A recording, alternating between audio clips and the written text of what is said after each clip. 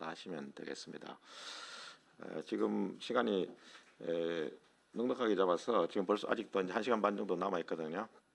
그래서 오늘 아주 큰 방은 아니고 아주 적절한 규모의 이제 방에 이렇게 있는 것 같습니다. 그래서 시간에 이렇게 쫓길 정도는 아닌 것 같습니다. 그렇지만은 토론하시는 분들이 한 너무 길지 않게 이렇게 이제 하시고 여기 오신 분들이 전부 한 번씩 발언을 할 수 있도록 그래서 활발한 토론이 한번 이루어지도록 그렇게 진행이 됐으면 좋겠습니다. 뭐 큰 방향은 앞에서도 많이 이제 정리가 됐는데 지금 이제 기후 위기가 이제 목전에 있고 그래서 이제 탄소 제로 또는 뭐 에너지 전환의 필요성 또 필요성을 넘어서 엄청난 긴급성이라고 할까 이제 그것을 피할 수 없는 것 같습니다. 그래서 국가에서도 그렇게 하고 또 기업체 또 산업계 시장에서도 민감하게 이제 반응을 이렇게 하고 법도 만들어지고 특히 우리나라에서 정상명칭이 이제 해상풍력 보급 촉진 및 산업 육성에 관한 특별법 이렇게 해서 이제 산업 육성에 관한 특별법이죠. 그러니까 이제 상당히 이제 친산업적인 법이 제목만 봐서는 이제 신산업적인 법이 만들어졌고 내년 3월에 이제 시행이 될 것이고 또 거기에 만들어지는 시행령이 이제 곧 만들어져서 되는 것 같습니다. 그래서 이 부분은 이제 대전제인데 오늘 얘기는 그것을 넘어서서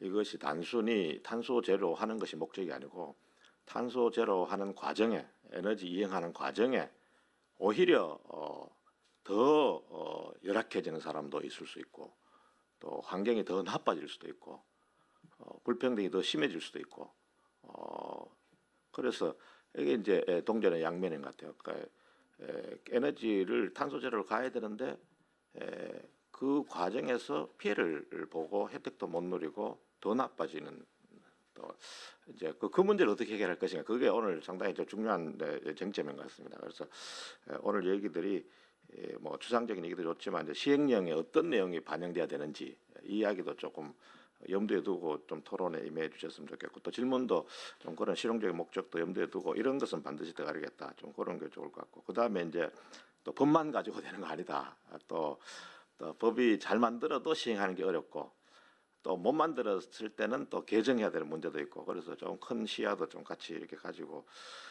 하셨으면 좋겠습니다. 아무튼 제가 진행을 하면서 대충 한 5분 7분 이렇게 이제 말씀을 하시고 또 토론하시는 분은 또 본인 말씀도 중요하지만은 또 발표하신 두 분께 이제 또 말 거는 그런 질문도 좀 많이 포함을 해서 이렇게 해주시고 또 플로어에도 웬만하면 제가 발언 기회를 다 드릴 테니까 특정해서 특별한 분에게 질문을 이렇게 해서 토론이 좀 활성화되는 좀 그런 자리가 한번 됐으면 좋겠습니다. 토론 순서는 그 발표문에 있는 대로 백옥선 교수님, 안승혁 선생님, 조은별, 박태성, 김세미, 변천석 이 순서대로 차례대로 얘기를 다 듣고 그 다음에 이제 발제하신 분의 또 간단한 대답을 한번 듣고 또 플로어에 한번 한 바퀴를 돌고 그런 식으로 진행을 하겠습니다. 조금 일찍 마치면 일찍 마치고 또 늦게까지 계속되면은 12시까지 하겠습니다. 그러면은 우리 먼 데서 오신 그 백옥선 교수님부터 부탁드리겠습니다. 예, 안녕하세요. 전 부산대학교 법학전문대학원의 백옥선입니다. 먼저 오늘 굉장히 시의적절하게 해상풍력 사업하고 환경 인권의 문제를 같이 논의하는 자리를 만들어 주신 녹색전환연구소하고 국회 기후위기 탄소 경제 포럼에 감사의 말씀을 먼저 드리고요. 사실 해상풍력 법률을 제정하는 과정에도 좀 참여를 했었고 지금 시행규칙을 만드는데도 좀 참여하고 있는 상황에서 기존의 해상풍력하고 인권 그리고 해상풍력과 환경 부분을 고민하지 않았던 것은 아닌데요. 오늘 이제 두 분의 발제를 듣고 보니 제가 조금 더 깊게 이해하고 있지는 못했구나 이런 생각을 좀 하기도 했고요. 그리고 저희가 앞으로 그 시행령 시행규칙을 만든 이후에 훨씬 더 그 법률의 시행 과정에서 필요한 말씀들을 오늘 해주셨다고 생각이 되고 이 부분이 이제 뭐 법적으로 어떻게 바로 반영될 수 있을 것이냐에 대한 문제보다는 앞으로 어떻게 이제 저희가 그 진짜 이 법의 취지에 맞게 그리고 인권이나 환경 분야를 감안해서 그 이제 앞으로 해상풍력을 확대해 나갈 것인가 이런 부분에 좀 초점을 맞춰봐야 되지 않나 생각을 했습니다. 근데 저는 아직 뭐 이 환경이나 인권 분야에 대한 지식이 좀 낮아서 오늘 지연영 변호사님 그 발제 들으면서 에너지 정의라고 하는 부분에 대한 이해도 좀 생겼고 신재윤 소장님이 말씀하신 그런 환경 부분이 왜 필요한가 뭐 이런 부분에 대해서도 조금 더 이제 생각을 하게 된 측면이 있어서 제가 저는 뭐 그쪽에 대한 깊은 내용에 대한 설명을 할 그 능력은 되지 않고 해서 그 하위법령 제정과 관련해서 연결해서 한번 말씀을 드려보고 싶은데요. 일단 그 신재윤 소장님이 말씀해주신 그런 공간 계획에 대한 문제, 그리고 지연영 변호사님 말씀해주신 그런 인권이나 지역 사회에 대한 문제 이런 것들은 이미 그 해상풍력법에 이념적으로는 지금 녹아 있는 상태이고요. 그 부분을 이제 어떻게 법제화를 해서 하위법령에서 구체화할 것인지에 대해서는 굉장히 좀 논의가 많이 이루어져야 될 것 같은데. 사실 저도 이제 여러 법을 해보지만 해상풍력법 같이 그 다양한 이해관계자가 있고 그 안에서 그 이해관계가 진짜 다 각자 다른 법도 정말 없는 것 같습니다. 그래서 오늘 발제하신 그 두 분의 발제도 어떻게 보면 이게 어떻게 보면 좀 상충할 수도 있는 그런 측면도 있다 보니까 당장 어찌 보면 인권의 문제 그리고 환경의 문제 둘 다 공익적인 성격을 굉장히 많이 띠고 있음에도 불구하고 그 안에서도 다시 가치가 좀 충돌할 수 있는 문제들이 있다 보니까 저희가 이 부분에 대한 사회적 합의가 어느 정도 있었나 이런 생각이 좀 들고 그러다 보니까 사회적 합의가 별로 없는 상태에서 하위법령에다가 어떤 특정한 제도를 좀 우선하거나 고려하도록 하는 문구를 잘못 이렇게 넣었을 때 해석상으로 특정 분야에 대한 그 고려가 강조돼야 된다는 것처럼 법 해석이 이루어질 수 있어서 굉장히 좀 조심스럽다는 생각을 오늘 더 하게 됐습니다. 그래서 먼저 이제 계획 입지와 관련해서 말씀을 드리면 그 신재윤 소장님이 말씀하신 것처럼 회피가 가장 중요하다라고 얘기했을 때 그 계획 입지를 선정하는 단계에서 사실상 그 해양 환경 생태에 대한 고려가 충분히 이루어져야 되고요. 그 하위법령 만드는 과정에서 그 생태를 보호할 수 있는 최소 구역들을 다 확보해야 된다는 논의까지도 지금 있는 상황입니다. 근데 그 생태나 환경 분야만 그게 있는 것이 아니라 국방 분야에서도 있고요. 문화재 분야에서도 있고 각각의 분야별로 다 절대적인 금지 구역을 설정하자 이런 논의들이 지금 많이 나와 있는 상태거든요. 그러다 보니까 그런 부분을 한 부분을 강조하는 것이 굉장히 좀 어렵고 말씀드린 대로 그런 계획 입지를 선정하는 과정에서 어떤 특정 가치가 우선한다는 느낌을 줄 수밖에 없는 상황입니다. 그런데 이 계획 입지 제도는 이제 뭐 행정법 이론상으로는 국가의 재량이 굉장히 많이 부여된 측면이 있고요. 그 국가에게 그렇게 재량을 부여하도록 한 것은 국가한테 맘대로 하라는 얘기가 아니라 국가가 아직까지 사회적으로 합의되지 않은 많은 가치를 충분히 충실하게 고려해서 그 부분을 이제 계획 입지를 선정하는 과정에서 반영하라는 의미라고 볼 수가 있습니다. 그러다 보니까 이런 내용들은 저희가 법제화를 하는데 직접적으로 관련성이 있는 것은 아니고 계획 입지를 하는 단계에서 그 국가가 어느 지역을 계획 입지로 선정할 것인가에 대한 기준으로 활용될 수 있게 앞으로도 계속 논의가 필요하다고 생각이 됩니다. 그 독일 같은 경우에는 재생에너지 확대를 다른 환경적인 가치, 뭐 문화적 가치나 생태적 가치보다 더 우선하는 가치로 법에서 명문화를 하고 있습니다. 그런 형태로 이제 규정을 하고 있는 국가와 같은 경우에는 당연히 이제 우선하는 가치가 법에서부터 확정됐다고 볼 수가 있는데 저희는 지금 그런 형태의 입법을 해놓은 상태가 아니기 때문에 지금 현 상태에서는 뭐 하위법령에서 이런 기준을 구체화하는 것보다는 국가가 집행하는 과정에서 충분하게 고려할 수 있도록 계속해서 좀 사회적 합의를 이루어 나가야 된다라는 생각을 하고 있습니다. 그래서 계획 입지 지정에 관한 내용은 이 정도 말씀을 드리고요. 그리고 지 변호사님께서 발표하신 내용도 굉장히 좀 의미가 있는 제도들이 좀 많이 있었습니다. 인권 실사 제도를 도입할 필요성 이런 부분도 굉장히 좀 의미가 있고 앞으로 해상폭력 사업이 추진 과정에서 좀 좌초되지 않는, 그러니까 뭐 좌초까지는 아니더라도 좀 지연되지 않는 그런 의미에서는 굉장히 좋을 거라는 생각이 드는데요. 이런 부분은 이제 기업의 해상폭력 기업의 자율로 가져갈 것인가 아니면 이 부분을 어느 정도까지나 뭐 공공 입찰의 기준으로 활용할 것인가 이 부분 역시도 사실상 이 법을 제정하는 단계에서는 그렇게 크게 논의가 되지 않아서 뭐 그런 경우에 저희는 보통 이제 입법에서는 민간에게 직접 적용하기 어려운 분야에 대한 규제를 도입하기 어려운 분야에서는 공공부터 도입을 한다는 측면에서 보면 지 변호사님께서 발제하신 그런 뭐 공공주도나 공공기관이 그 프로젝트를 하는 경우에 대한 기준으로 좀 활용하는 방안 이런 것들은 할 수 있지 않을까 그런 생각을 좀 해봤고요. 그리고 인권이나 지역에 대한 부분도 지역에 대한 보상 제도 같은 것들을 어떻게 만들 것인가에 대한 것도 지금 하위법령 논의 과정에서 굉장히 많은 논의가 있는데요. 이 부분이 이제 국가가 그러면 지자체나 해당 지역에 대해서 지원을 할 것인지 아니면 사업자가 지원을 하도록 할 것인지 이 정도를 어떤 식으로 배분할 것인지에 대한 것도 아직 좀 명확하지가 않은 상황이고요.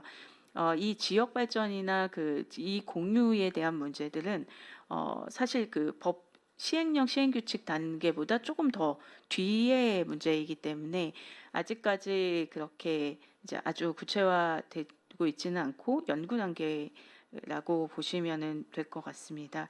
그래서 이 부분 역시도 최대한 그런 오늘 발제해서 나왔던 내용들을 충분히 반영할 수 있도록 하기 위해서 아주 기본적으로는 주민들이 참여할 수 있는 제도적 장치를 마련하는 것 정도는 지금 하위법령에 확실하게 반영이 될 것 같고요.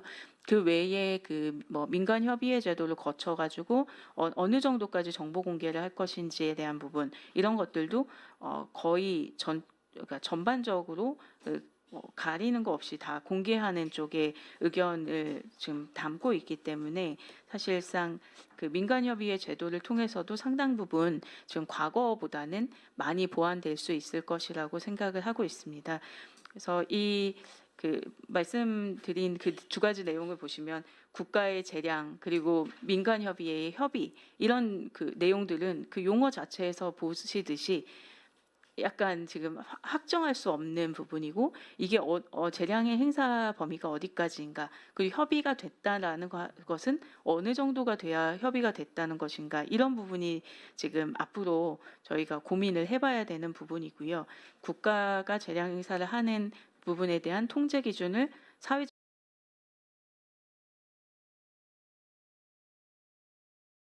있고 그런 의미에서 앞으로 지금 이제 이후에 말씀해 주실 토론자분들의 의견이 되게 중요할 것 같습니다. 저는 여기까지 말씀드리겠습니다. 감사합니다.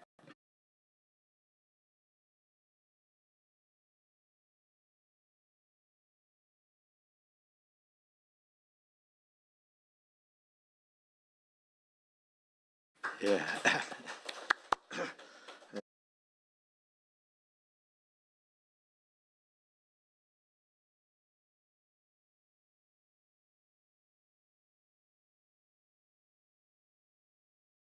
시간에 잘 말씀을 해주신 것 같습니다. 지금 이제 하위병령 작업을 하고 계시기 때문에 오늘 이야기한 것에 통로가 되지 않을까 생각을 합니다. 오늘 진지하게 말씀.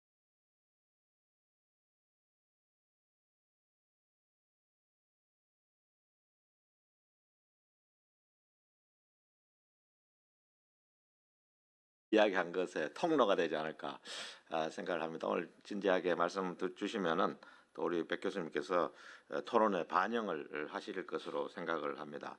앞전에 잠깐 말씀드렸지만은 이게 이제 전환 과정에서 단순히 이 부정적 영향을 줄인다 이런 것을 넘어서서 이것이 오히려 더 평등한 사회, 더 자연이 넘치는 사회로 가기 위한 이제 이런 것까지 포함해야 된다 이런 주장이 이제 나오니까 이게 산업계 내지는 이제 다른 이해관계자하고 충돌하는 측면이 있고 상당히 이제 논쟁적으로 될 수밖에 없는 것 같습니다. 아까 우리 지현영 변호사님 이제 여러 가지 있지만은 여러 가지 뭐 도발적이라고 표현될 수도 있는 그런 제안들을 예를 들자면은 뭐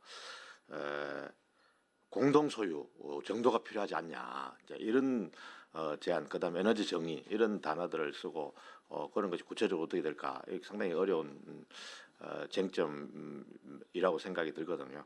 우리 안승혁 우리 서울대학교 환경대학원 박사님께서 또 그런 점까지 포함해서 좀 토론문을 쓰신 거 아닌가 그런 생각을 좀 들었습니다. 좀 발표 부탁드리겠습니다. 네, 안녕하세요. 안승혁입니다. 일단 먼저 인권에 대해서 토론문을 쓰긴 했는데 거기에서 제가 핵심적으로 좀 강조를 하고 싶은 게 두 가지가 있는데 첫 번째는 이해관계자 선정에 대한 부분이고 그 다음에는 이제 정보 공유나 뭐 이런 부분인데 제가 서울대 연구진이 지금 그 전국의 대규모 해상풍력 지역을 두루두루 이해관계자들 인터뷰 조사를 많이 했거든요. 인천, 여수, 뭐 영광, 신안, 울산 뭐 이런 식으로 해가지고 주요 지역 다 만나면서 어민들과 이제 사업자들, 지자체 뭐 담당자들, 일반 주민들 굉장히 다양한 이용자들을 만났는데 제가 그런 많은 인터뷰를 하면서 진짜 중요하게 생각했던 게 뭐냐면은 누가 가장 이 사업으로 인해서 영향을 받는 어떤 그런 대상인가 그리고 이해관계자를 어떻게 선정할 것인가 이게 사실은 굉장히 중요하다. 그리고 이것 때문에 그 갈등이 굉장히 심화되고 사업이 지연되고 이런 문제들이 계속 발생한다. 실제 피해가 없는데 나는 보상해달라고 계속 주장하는 많은 어민들이 있고 그 다음에 또 어민들 중에서도 보상을 받아가지고 그거를 실제 피해가 없는 사람들한테 막 나눠주기도 하고 뭐 이런 일들이 비일비재하고 사실은 그리고 일반 주민들도 사실은 크게 피해가 없는데 어떻게 해서든지 보상을 받으려고 하고 또 막 이런 일들이 있고 사업자들은 또 어떻게 해서든지 보상을 안 주려고 하고 뭐 이런 것들이 그 갈등의 큰 원인이라서 제가 생각했을 때 아까 민간협의회도 얘기해 주셨지만은 그 국내에서 이제 특별법이 중앙정부 주도로 해상풍력 입지 계획 입지를 할 때 그 어떠한 이해관계자들을 어떤 이런 협의의 당사자로 선정할 것인가 이게 굉장히 중요하다라는 생각이 들고 그거에서 이제 하위 법령 지금 하면서 세부적으로 뭐 어떤 기준을 가지고 선정할지 이런 것들이 아마 논의가 될 텐데 뭐 제 생각에는 그런 부분을 좀 심도 깊게 고민이 필요하다. 사실은 예를 들어서 쉽게 생각하면 우리가 수협이 지역에서 대표성이 굉장히 크다라고 생각하기가 쉬운데 근데 실제 그 지역 조사를 해보면은 수협이 사실은 그 사업자들하고 논의해서 협상력을 갖지 못하는 경우가 많고 주로 이제 선주들 그 실제 그 대상 지역에서 어업을 하는 그러한 어민들이 이제 사업자들과 주로 이제 협상을 막 하려고 하고 그러한 과정에서 수협은 또 배제되는 경우들이 있고 막 근데 또 생각해 보면은 이게 지역 사회에서 뭔가 거대한 개발 사업이 이루어지는 거기 때문에 사실은 이제 전체 어민 공동체라는 차원에서 또 수협이 대표성이 있는 측면도 있고 또 그 막 어떻게 해서든지 막 보상을 받으려고 하는 그런 선조들이 막 그 되게 공정한 기준을 가지고 또 그 협의를 잘 진행하지 않는 경우들도 많아가지고 사실은 이게 일관된 기준을 가지고 또 협의를 할 수 있는 대표성 있는 어떤 어업단체 뭐 이런 것들도 되게 중요하고 해서 이게 되게 복잡한 그 사안입니다. 그 배옥순 교수님 얘기해 주셨듯이 굉장히 다양한 이해관계들이 복잡하게 얽혀 있는 사안이라서 그래서 그런 부분들에 대한 많은 고민이 필요하다 이런 생각이 들고 그다음에 두 번째로는 아까 정보 공개를 좀 대부분의 정보를 좀 투명하게 아마 공개할 것이다. 배옥순 교수님이 그 하위 법령에서 그런 방향으로 지금 하고 있다고 하셨는데 이게 이제 우리나라 같은 경우에 지금 가장 큰 문제가 환경영향 평가서 해상풍력 그 찾아보려고 하면은 아무도 찾을 수가 없습니다. 왜냐하면 이걸 다 비공개로 하고 있거든요. 이게 근데 재밌는 게 해외 대만이나 아니면 영국 같은 경우에는 정부에서 주도하는 그 포탈 환경영향 평가서 공개하는 포탈이랄지 아니면 대규모 개발 사업 관련된 모든 정보를 공유하는 그런 포탈 사이트에 모든 그 관련 문서들과 환경영향 평가서나 아니면 그 이해관계들의 의견들 이런 것들 다 공유를 하고 그래서 사람들이 거기에 대해서 뭐 검토하고 감시하고 이런 역할들을 할 수 있는데 우리나라는 무슨 뭐 기술적인 이유 때문에 비밀로 한다. 근데 뭐 해외는 이걸 왜 공개를 해? 이게 말이 안 되잖아요, 사실은. 그래서 이런 부분들은 좀 시급히 개선이 필요한 부분이 아닌가 또 이런 생각이 들고 그다음에 추가적으로 그 인권 관련해서 한 가지만 더 말씀드리면은 이게 이제 인권 실사나 혹은 사회 영향 평가 이런 부분들이 사실은 강조가 되어야지 그래야지 이해관계자 관련된 그 참여 계획 이런 것들도 수립할 수 있고 뭐 이런 것들이 있는데 근데 우리나라는 그 환경영향 평가 과정에서 사회 영향이나 아니면 인권에 대한 부분을 고려를 너무 안 해요. 사실은 이게 사실상 그 무의미한 수준으로 들어가 있는 거라서 근데 사실 선진국도 그 환경영향 평가서나 이런 거 보면은 사회 영향에 대한 부분이 고려가 그렇게 잘 되는 건 아니에요. 사실 이게 그 여기 보면은 국제금융공사 뭐 이런 데나 아니면 세계은행이나 이런 데서 이제 대외 원조 유무상 차관 관련된 그런 원조 사업을 할 때는 사실은 환경영향 평가서 이런 거 보면은 사회 영향에 대한 부분이 굉장히 두껍게 엄청 상세하게 조사가 들어가요. 근데 이제 선진국들 우리나라도 그렇고 자국 내에서 할 때는 이런 사회 영향을 잘 조사를 안 하는 경향이 있는데 근데 해상폭력처럼 갈등이 진짜 심한 사업들은 사회 영향 혹은 인권에 대한 부분들을 좀 더 깊이 있게 좀 검토가 필요하지 않나. 이런 생각이 듭니다. 그리고 두 번째로 이제 환경 영향에 대해서는 아까 그 좀 생물 다양성 측면에서 발표를 해주셨는데 그 저희가 이제 서울대 연구진이 국내 여러 지역들 현장 인터뷰 조사도 하고 그다음에 해외 사례 조사도 굉장히 많이 했는데 네덜란드, 영국, 덴마크, 그다음에 독일 이런 사례들을 굉장히 많이 조사를 했는데 그 중에서 특히 네덜란드가 그 해양 생태계 측면에서는 굉장히 선도적으로 앞서가는 부분들이 있거든요. 이게 사실 환경영향 평가 제도도 네덜란드가 굉장히 잘합니다. 사실은 제가 한국환경연구원에서 이제 연구원으로 일할 때도 그런 부분들 조사를 많이 했었는데 이게 이제 네덜란드 같은 경우에는 특히나 이제 우리나라 특별법이 이제 통과가 되면은 입찰 업체들이 이제 평가를 할 거 아니에요. 어느 업체가 더 이 해상폭력 사업을 하기에 적합한가 할 때 이제 뭐 사업의 어떤 기술적인 능력이나 아니면 재무 건전성이나 뭐 그런 것들도 포함이 될 텐데 근데 이제 중요하게 해양 생태계 측면의 영향을 어떻게 완화하고 혹은 어떻게 기여할 것인가 이런 부분들을 최근에 여기도 이제 뭐 항상 그렇게 하는 건 아니고 이제 사업에 따라서 그런 기준들을 적용하는 경우가 있는데 최근에 2024년에 이제 했던 사업 같은 경우에는 그 입찰 업체를 선정하는 기준에서 해양 생태계 기여 항목을 따로 만들어 가지고 이게 전문가 위원회를 5명으로 꾸려 가지고 이 사람들이 평가 기준을 선정하고 그걸 가지고 이제 업체를 평가하도록 했는데 그 배점 항목이 전체가 300 몇 점인가 됐는데 그중에 180점 이상 그러니까 절반 이상이 해양 생태계 기여로 해 가지고 굉장히 높은 배점을 했었거든요. 그리고 또 그거에서 선정된 업체가 해양 생태계 기여에서 최고점을 받은 업체가 또 선정되기도 했고 이런 것들을 보면은 해양 생태계 기여라는 측면 이게 그러니까 사실은 필수라고 보기는 어려운데 제 생각에는 약간 이런 게 있어요. 그러니까 최근에 친환경 제품 혹은 친환경 그러한 서비스 이런 것들이 좀 사람들한테 인기도 있고 또 인지를 받고 사람들이 선호하기도 하고 이런 식으로 하잖아요. 그렇기 때문에 기업들이 이게 필수라고 보기는 어렵지만은 자신들의 어떤 브랜드 이미지 메이킹이나 이런 차원에서 해양 생태계 기여를 할 필요가 있다 이런 생각이 들고 그래서 그런 부분들에 대한 고려가 필요하고 그 다음에 마지막으로 한 가지만 더 말씀드리면은 이게 이제 우리나라는 그 생태계 영향에 대해서 저 별도로 조사하는 그런 시스템이나 절차가 없는데 이제 유럽 같은 경우에는 나투라 2000이라고 해가지고 육상이랑 그다음에 해양 보호구역, 육상 보호구역 이걸 합쳐가지고 나투라 2000이라고 하는데 요거에 대해서 적절성 평가라는 별도의 제도를 운영을 하고 있고 네덜란드 같은 경우에 전략환경 평가나 아니면 환경영향 평가서와 별도로 생태계에 초점을 맞춘 그러한 문서들을 평가를 따로 하거든요. 그리고 이거를 위한 그 별도의 매뉴얼, 가이드라인이라고 할 수 있는데 요거를 한 1, 2년 아니면 2, 3년마다 이거 그 가이드라인을 계속 업데이트하면서 굉장히 상세한 가이드라인이에요. 그 뭐 해양 포유류면 해양 포유류 아니면 조류면 조류 이런 것들에 대해서 그 기준들을 만들어 가지고 이제 적용을 하고 있는데 한국 같은 경우에도 지금 아마 이제 환경성 평가라는 기존에 없는 제도를 지금 아마 도입을 하려고 하고 있는데 요거를 만들 때 이런 것들이 좀 고려가 되면 좋지 않을까 이렇게 생각합니다. 여기까지 발표하겠습니다. 네네. 예, 감사합니다.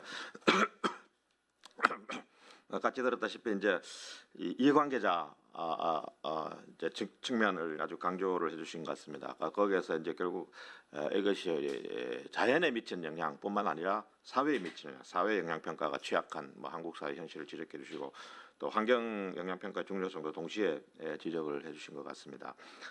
이어서 조은별 오션 에너지 패스웨이 한국 프로그램 국장님 말씀 한번 들어보겠습니다. 우리 조직도 잠깐 설명을 해주시고. 예. 예. 예, 안녕하세요. 저 오션 에너지 패스웨이의 조은별입니다. 오션 에너지 패스웨이는 기후 위기를 대응하기 위해서 이제 해상 풍력의 가속화와 그리고 해양 생태계 보전 두 가지를 모두 촉진하는 목표를 가지고 정책 연구와 제안을 하는 그런 글로벌 비영리 단체입니다. 그래서 이런 미션을 가지고 일하고 있는 단체의 소속원으로서 오늘 국회에서 이런 논의가 이어지고 있다는 것이 굉장히 뜻깊고 반갑습니다.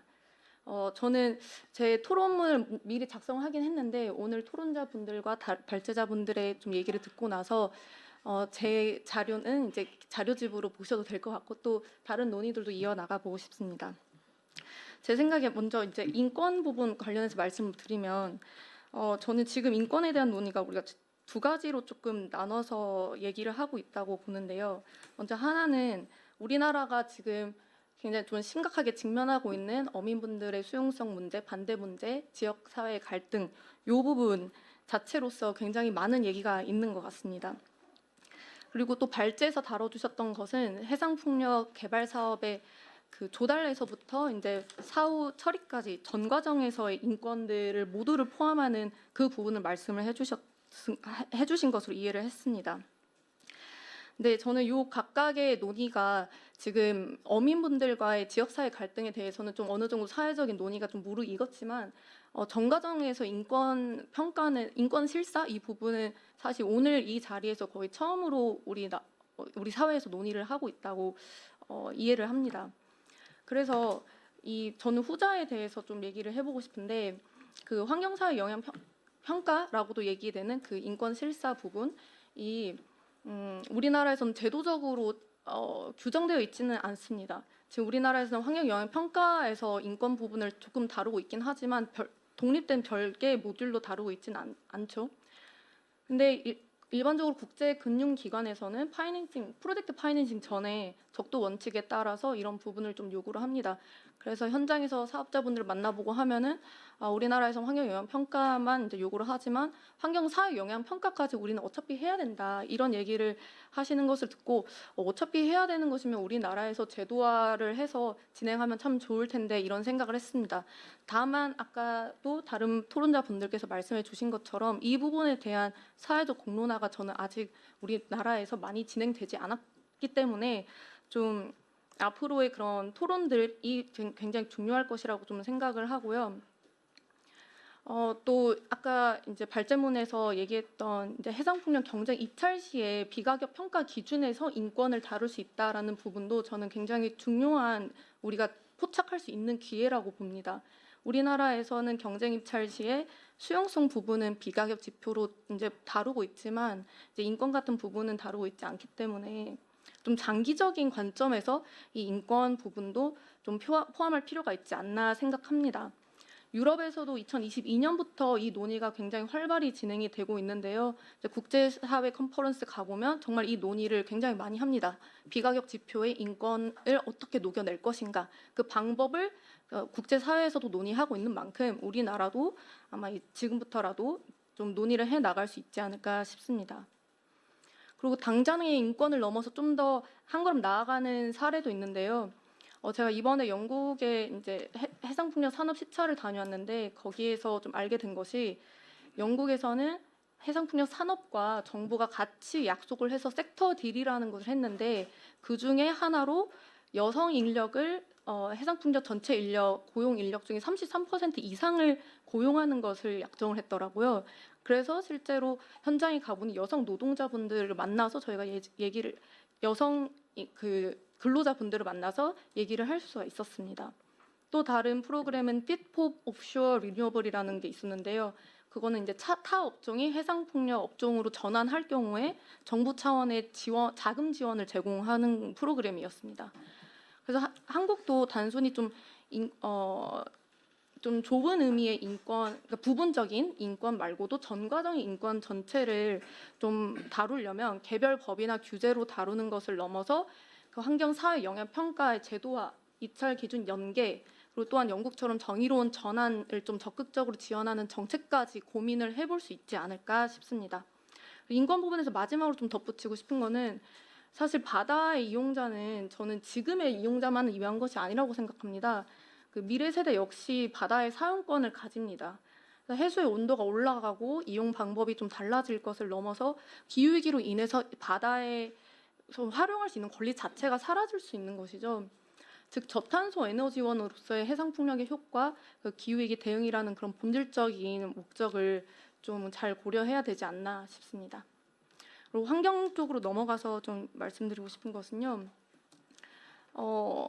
지금 이제 발제자분들이랑 토론자분들에서 사전 입지 계획, 요게 이제 특별법으로 이제 우리나라에서도 시행될 것이라는 것을 잘 말씀을 주셨고, 또 요 계획 부분에서 어떻게 우리가 좀 철저하게 잘 영향 저감을 목표로 할 것인가, 요것도 말씀을 주셨는데요.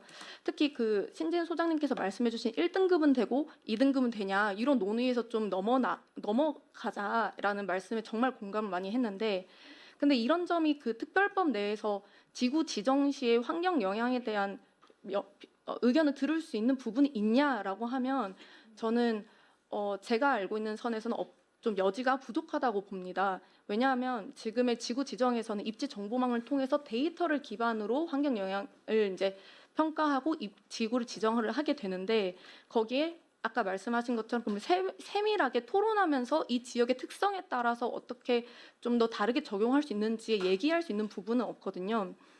근데 민간 협의회에서 또 이 부분을 조금 다룰 수 있다고 좀 생각을 하기도 합니다. 왜냐하면 민간 협의회가 그 예비 지구에서 발전 지구로 넘어가는 중간 과정에 있기 때문에 사실상 지구 지정하는데 굉장히 핵심적인 역할을 하고 이해관계자 의견들을 듣게 되는데, 이때의 이해관계자들은 어민분들과 그 지역 주민분들, 그리고 그 솜정설로 인접 주민들로 이루어지게 되어 있습니다. 그래서 환경의 해양 생태계라든지 환경의 영향을 직접적으로 대변할 수 있는 그런 이해관계자가 없는 거죠, 지금 상태에서는. 그래서 이 민간협의회에서 지금 전문위원회 구성을 어떻게 할 것인가도 굉장히 활발하게 논의가 되고 있는데, 이것을 어떤 그룹의 추천으로 전문위원을 추천하냐, 몇 명이 되어야 되냐, 이런 논의가 되고 있는데, 저는 여기에 환경과 생태계를 대표할 수 있는 그런 전문위원이 한 명은 들어가야 된다고 생각합니다. 왜냐하면 그 해상풍력 영향을 직접적으로 받는 해양 생태계를 대변할 수 있는 이해관계자는 지금 없기 때문이죠.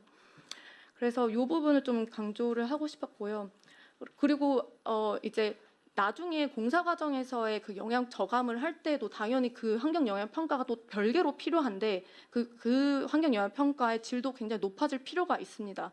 제가 기회가 되어서 한 1000쪽짜리 분량의 환경 영향 평가를 한번 읽어본 적이 있어요. 해상 풍력의 환경 영향 평가서를 읽어본 적이 있는데, 한 900페이지 정도는 이제 조류 모니터링, 그러니까 조사를 굉장히 열심히 많이 잘 하셨더라고요. 그래서 이렇게까지 열심히 하셨구나 싶었는데, 중요한 부분, 이제 저감 부분에서는 큰 영향이 없을 것으로 판단됨, 혹은 80년대 해외 논문을 인용하면서 영향이 별로 없을 것으로 분석됨, 이런 이제 굉장히 미흡한 부분이 있었어요. 그래서 이런 걸 보면서 우리나라 환경 영향 평가 제도가 좀 선도적으로 제도적으로 세워져는 있지만, 그걸 실제로 이행하는 과정에서 그 퀄리티는 누가 보장하냐, 요것들을 누가 리더십을 가지고 이끌어 나가냐, 이 질문이 듭니다. 저는 지금 일각에서 논의되고 있는 기후에너지부를 환경부에서 또 가져가게 된다면, 이 환경부가 어떤 리더십을 가지고 이 영향평가의 질을 높이고, 그리고 입지를 지정하는 데 있어서 데이터를 축적하고 모으고 관리하는 것을, 그 리더십을 어떻게 가져가느냐에 따라서 우리나라의 향후 20년, 30년의 해상 풍력의 환경 영향이 선도적일 수도 있고, 평가가 선도적일 수도 있고, 그렇지 못할 수도 있다고 봅니다. 그래서 인권과 환경 부분에 대해서 좀 제도적으로 어떻게 좀 우리가 정말 진전시켜 나가야 되는지는 앞으로도 더 많은 논의가 필요할 것이라고 보고, 각 개별별로 많은 논의가 필요할 것이라고 생각해서 앞으로의 토론을 더 기대하면서 제 말은 마치겠습니다. 감사합니다. 예, 감사합니다. 지금 이제 크게 이제 발표 지현영 선생님이 이제 인권 측면, 그다음에 이제 신재현 소장께서 환경 측면을 이렇게 좀 약간 강조해서 말씀을 하셨고, 지금 두 측면을 전부 이렇게 비평을 하고 또 대안도 제시하고 그렇게 하신 것으로 이해됩니다. 인권 실사의 중요성도 강조해 주시고, 또 환경 영향 평가, 또 사실 환경 영향 평가 열심히 하고 자료도 엄청 두꺼운데 읽어보면은 이거 뭔가 좀 2% 5% 부족하지 않나, 이제 그런 생각이 들 때가 많은데, 이제 그거 지적해 주신 것 같습니다. 그런 부분을 실제로 우리가 현장에서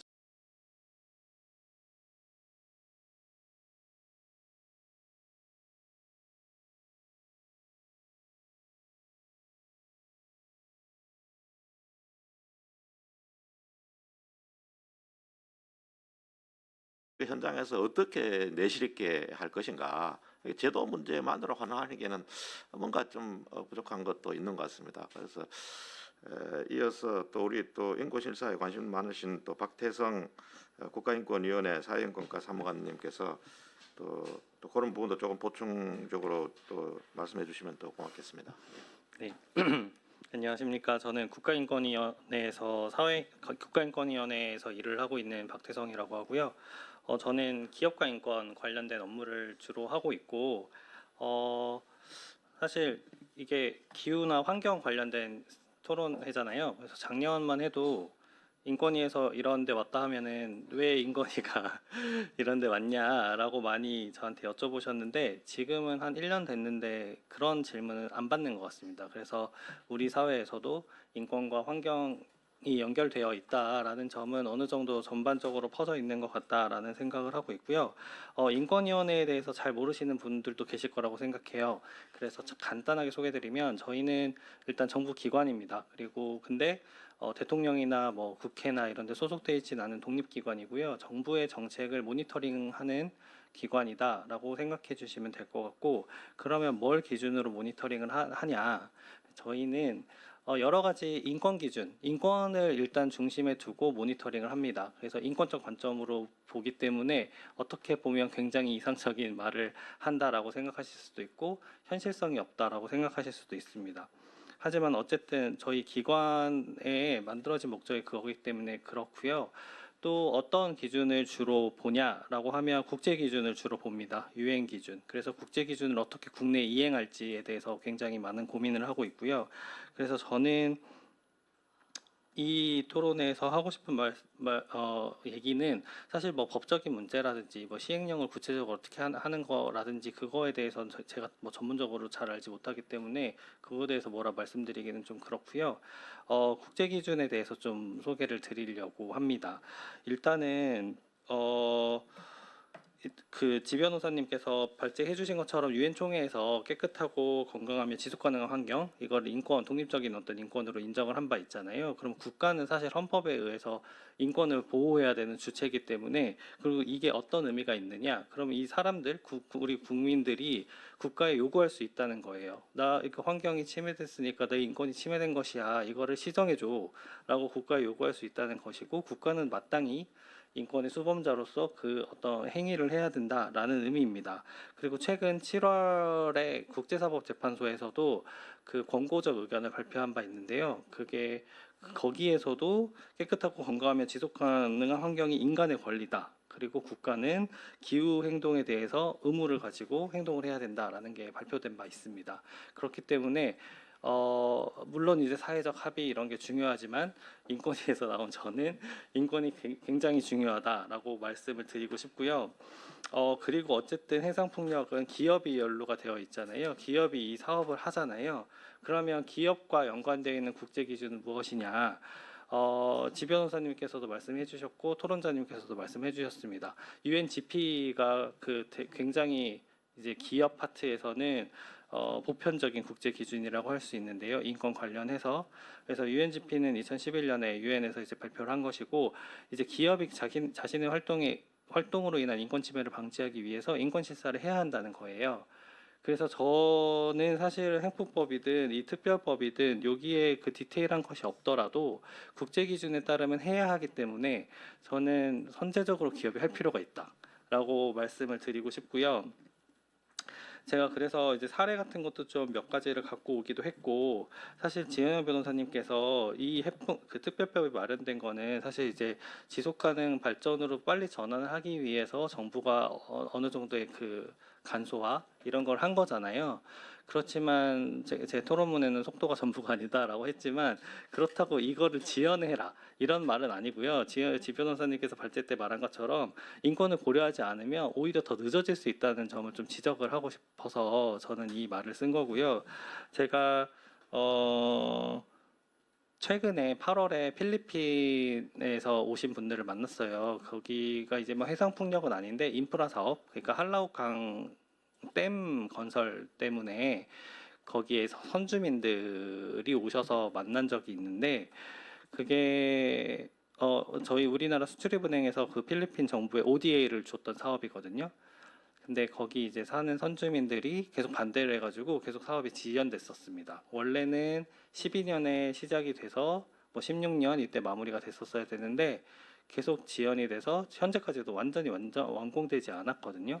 그래서 이런 사례를 보면 사실 이게 인권을 중시하지 않고 그냥 빨리빨리 해야 된다라는 것만 강조하면 오히려 사업이 되지 않을 수 있다라는 지점을 좀 말씀드리고 싶었고요. 그리고 그 투만독 쪽이거든요. 투만독 선주민 거기는 굉장히 많은 어떤 정치적인 탄압도 받고 뭐 살해도 당하고 뭐 이런 문제들이 있었는데, 사실 우리나라 같은 경우에는 그런 선주민들이 딱히 있지는 않으니까 그런 문제를 곧바로 우리나라 맥락에 맞춰서 할 수는 없지만, 그래도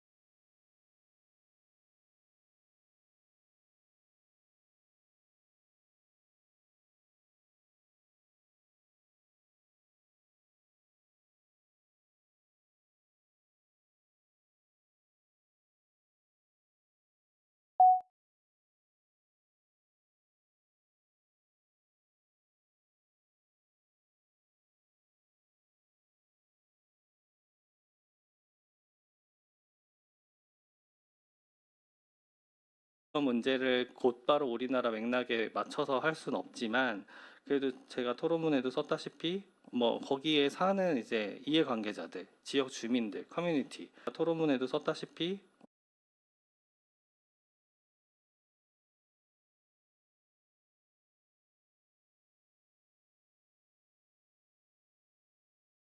거기 사는 이제 이해관계자들, 지역 주민들, 커뮤니티, 이 모든 사람들을 잘 인권을 고려해야 된다는 것을 그런 어떤 외국 사례를 통해서 배울 수 있지 않을까라는 생각이 들고, 아까 안 박사님께서 말씀하신 것처럼 EDCF 스트리브냉 ODA 관련돼서는 세이프가드 같은 게 굉장히 잘 돼 있다. 그래서 이 필리핀 사업도 사실 세이프가드를 적용한 첫 사례였거든요. 근데도 제대로 안 됐었어요. 제도가 마련돼 있었는데도 제대로 안 됐던 사례. 근데 제가 생각하기로는 또 그러면 국내에서는 이런 EDCF 세이프가드 같은 어떤 제도가 아예 좀 부실한가 이런 생각이 들어서 이거는 차제에 인권위에서도 한번 정책적으로 검토를 해볼 만한 부분이지 않을까라고 생각이 들었습니다. 그리고 뭐 이제 저는 전반적으로 지 변호사님 발제라든지 이제 아까 조은별 국장님께서 말씀해주신 인권 실사를 전반적으로 도입해야 된다는 거에 뭐 당연히 동의하는 입장이고요. 그리고 또 마지막으로 또 말씀드리고 싶은 것은 저희 기업에서 이제 최근에 유엔에서 특별보고관들이 기업에 대한 얘기를 많이 하고 있어요. 그래서 기업들도 물론 이제 특별법이든 뭐든 이런 게 없다 하더라도 네이밍 앤 쉐이밍 위험에 처해 있다. 그러니까 유엔 특별보고관이 자신들의 보고서에 어떠한 기업들이 이러이러한 어떤 프로젝트를 하고 있는데 인권을 침해하더라라는 보고서를 굉장히 많이 발표를 하고 있거든요. 그래서 최근에 팔레스타인 특별보고관도 우리나라 HD 현대를 보고서에 아예 특정해서 기입하기도 했었었고요. 그리고 유엔 이제 기업가 인권 특별보고관은 이제 레터를 보내서 너네들이 하는 프로젝트에 대한 인권 침해 우려가 있는데 그거에 대한 회신을 달라라고 하기도 하고 정부에도 보내기도 하고, 이런 어떤 위험들이 상존하기 때문에 그냥 기업 입장에서만 봐도 인권을 고려하는 것이 자신들의 어떤 프로젝트를 원활하게 하는 그런 동력이 될 수 있지 않을까. 따라서 정리를 하면 일단 이제 백 교수님께서 말씀하신 것처럼 특별법은 있지만 지금 시행령을 통해서 굉장히 많은 것들이 구체화돼야 된다고 말씀을 하셨잖아요. 그렇기 때문에 인권 실사, 그러니까 국제 기준을 최대한 좀 우리 정부가 반영을 해서 그런 지점들을 포함을 시켰으면 좋겠다라는 점을 제안을 드리고 싶고, 관련해서 인권 환경이라는 것이 독립적인 인권으로서 영향을 갖고 있으니 그런 것도 좀 최대한 고려를 해주셨으면 좋겠다라는 말씀을 드리고, 생태 관련해서 생물 다양성은 제가 사실 그렇게 잘 알지 못해서 말씀드리기 뭐하지만 그 공시 관련해서는 저희 인권위에서 또 관심을 갖고 있기 때문에 차제에 또 잘 검토를 해보도록 하겠습니다. 감사합니다. 예, 감사합니다.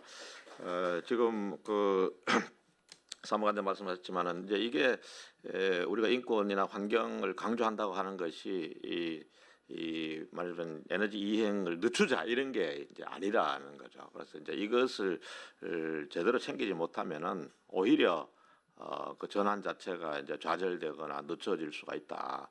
지금은 뭐 옛날도 그렇지만 지금 개발이라고 하는 것이 이 뭐 개발 독재 이런 시대는 지나갔지 않습니까? 그런 거 비슷하게 이제 사회 전반의 힘을 모아서 그 힘을 받아서 더 빨리 더 정확하게 이렇게 이행하는 게 좋지 않나. 그다음에 국제 기준을 원용하고 반영하는 것의 중요성도 또 강조해 주신 부분도 우리가 주목해야 될 부분이 아닌가 싶습니다.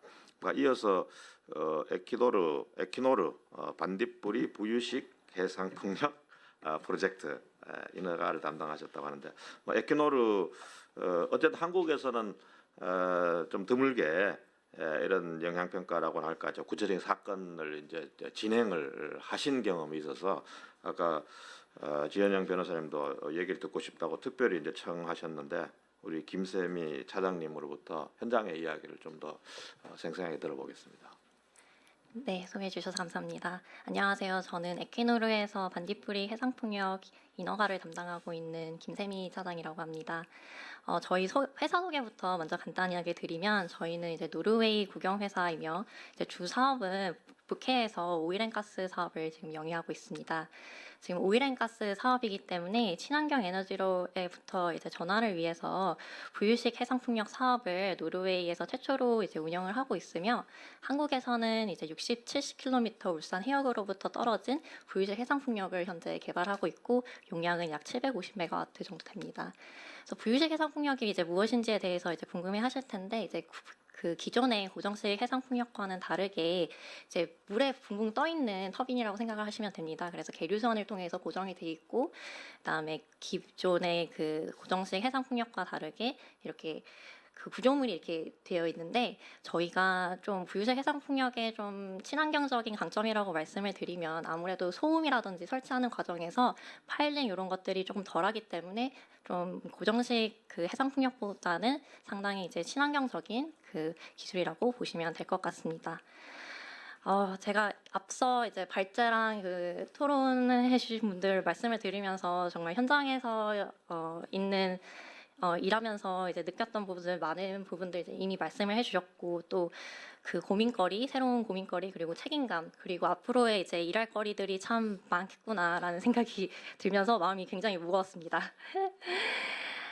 해상풍력은 이제 초기 투자비만 해도 거의 이제 수천억에서 이제 수조 원에 달하는 초대형 프로젝트 인프라 사업입니다. 그래서 저희 사업만 해도 약 7조 원에 가까이 되는 이제 사업이 때문입니다.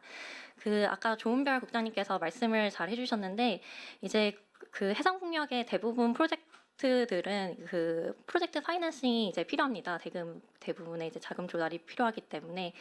그래서 아마도 저희를 포함한 다른 그 개발사 분들도 이제 그 환경 영향 평가뿐만 아니라 환경 사회적 영향 평가를 이제 진행을 하는데, 이것의 이제 구체적인 이제 저희의 동기는 이제 전 세계 140여 그 금융기관이 이미 적도 원칙 EP4라고 하는 그 IFC 환경 사회 지침을 이제 채택을 하고 있기 때문에 사실상 이것이 이제 국제 표준이 된 것입니다.